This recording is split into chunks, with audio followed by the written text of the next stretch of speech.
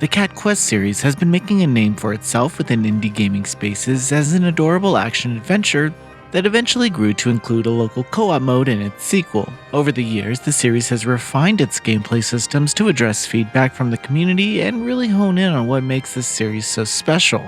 The result is Cat Quest 3, an entry that redefines the entire series with visuals that mirror first-party funded projects and an adventure that sparks excitement with every discovery.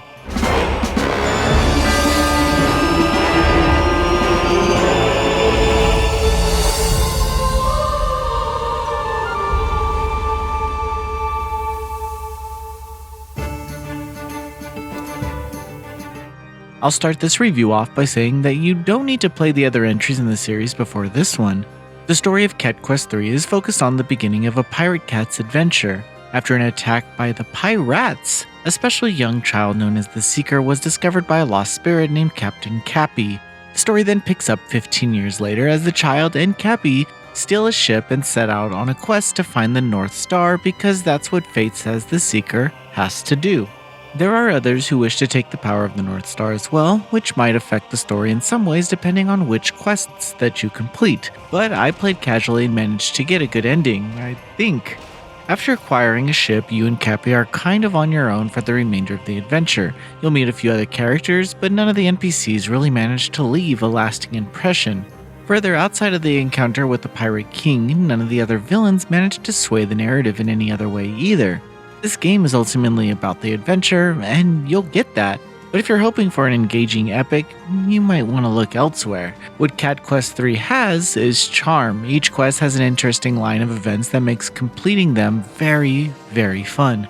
I never found myself annoyed when I spotted a new side quest on the horizon. Instead, I would beeline to it and see what is offered. I wouldn't consider any of the quests to be particularly difficult, but the puzzles sprinkled around the map weren't always easy to solve. While my playtime was around 12 hours, I think the team could have spent a little longer creating a better conclusion for the overall narrative. The events just wrap up a little too quickly after a lengthy build-up, but maybe this is determined by whether you complete everything or not. I'm not really sure. So to accompany you on the mini side quests, there are some rather satisfying action systems.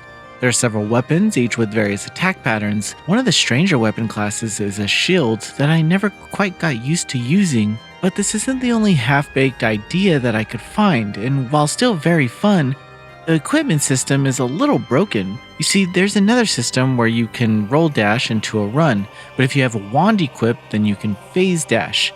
There are only 1 or 2 dungeons where these are even needed, and I never felt like the enemies had elemental weaknesses, which was actually a real bummer.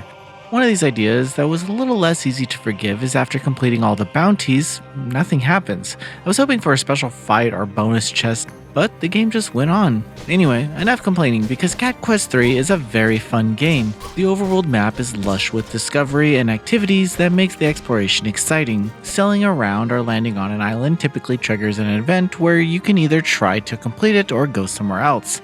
Much of the experience is up to the player, but there are other areas that contain tougher enemies that you should try to stay away from during the early game moments.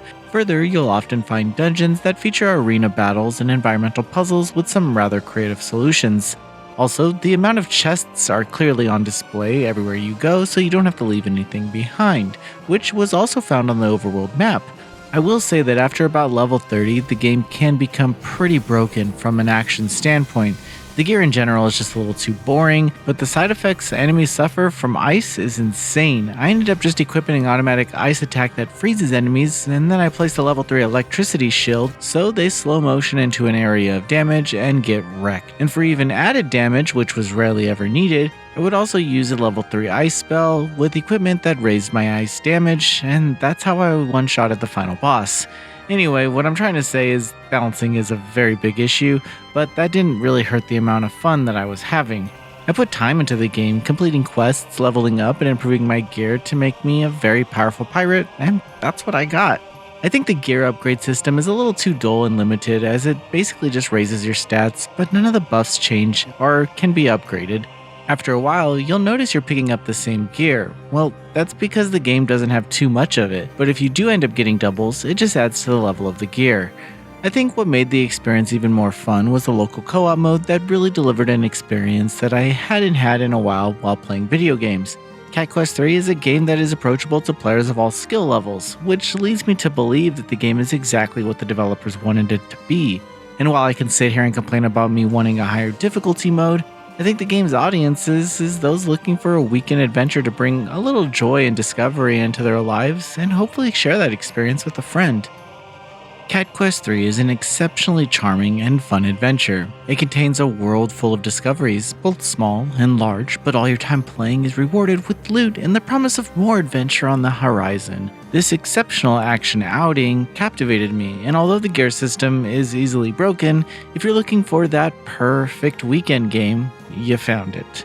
Come on, I had to make one cat pun here. Noisy Pixel is giving Cat Quest 3 an 8 out of 10. Thanks for watching. This video is brought to you by our supporters on Patreon. Noisy Pixel is run by a group of gamers providing independent gaming coverage through news, reviews, previews, and more. Check out our Patreon to help support our continued growth, and subscribe to keep up with all our future content.